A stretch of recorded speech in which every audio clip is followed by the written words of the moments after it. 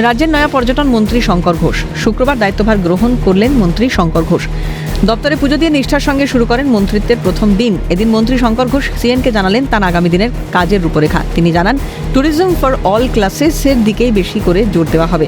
উচ্চবিত্ত থেকে শুরু করে আর্থিক দিক থেকে পিছিয়ে পড়া মানুষদের পর্যটন ক্ষেত্রে একই বৃত্তে নিয়ে আসার চেষ্টা করব।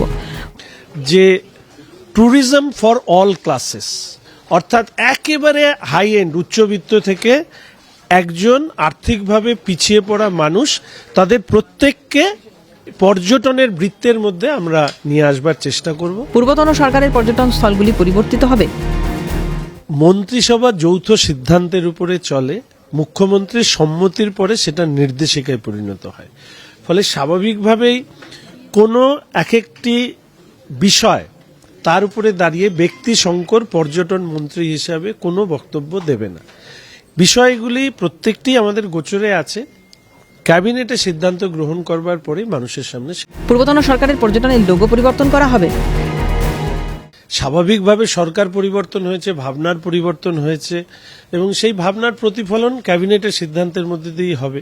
এবং আমিও মনে করি যে কি বিশ্ব বাংলা এই শব্দটার কতখানি উপযোগিতা আছে সেটাকেও বোঝবার জন্য হয়তো আমাকে ভবিষ্যতে কোনো গবেষণামূলক কাজের মধ্যে যুক্ত হতে পারে।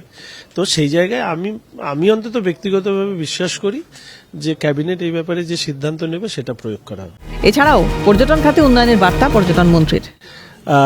যে পর্যটন এবং পশ্চিমবঙ্গের যে পর্যটন, সেই পর্যটনের একটা বিকাশ আমরা অবশ্যই ঘটাবো, এই ব্যাপারে আমরা সংকল্পবদ্ধ। অর্থাৎ দায়িত্ব নেওয়ার পরই পর্যটন মন্ত্রী শঙ্কর ঘোষ স্পষ্ট করে দিলেন এ বিষয়ে সরকারের আলোচনা হবে এবং পূর্ব ভারতের পর্যটনকে কিভাবে আগামী দিনে আরও প্রসারিত করা যায় সে বিষয়ে কিন্তু একাধিক পদক্ষেপ নিতে চলেছে রাজ্য সরকার। এখন দেখার আগামী দিনে এই পূর্ব ভারত বা এই বাঙালিদের পর্যটন কেন্দ্র কতটা উন্নত হয় এই শঙ্কর ঘোষের বা রাজ্য সরকারের দায়িত্ব নেওয়ার পর। ক্যামেরায় জ্যাকির সঙ্গে সুদীপ্ত পাল, ক্যালকাটা নিউজ।